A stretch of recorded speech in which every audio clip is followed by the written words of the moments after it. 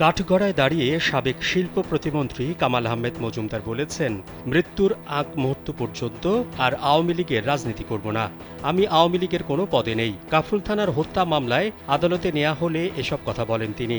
এরপর বিচারকের উদ্দেশ্যে কান্নাজড়িত কণ্ঠে কামাল আহমেদ মজুমদার বলেন, ন্যায় বিচার চাই। তিনি বলেন, ৭৬ বছর বয়স হয়েছে, ডায়াবেটিসের রোগী, চোখের ৭০% নষ্ট হয়ে গেছে।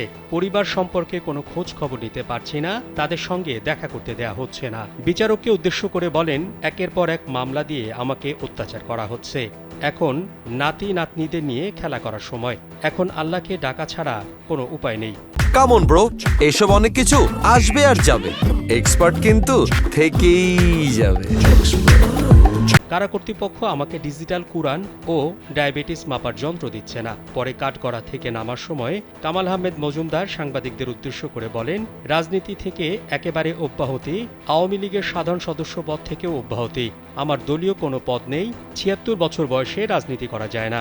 আমরা চাই নতুন নেতৃত্ব আসুক। গত ১৯ অক্টোবর রাত 12:30টার দিকে রাজধানী গুলশানের একটি বাসা থেকে কামাল আহমেদ মজুমদারকে গ্রেফতার করা হয়।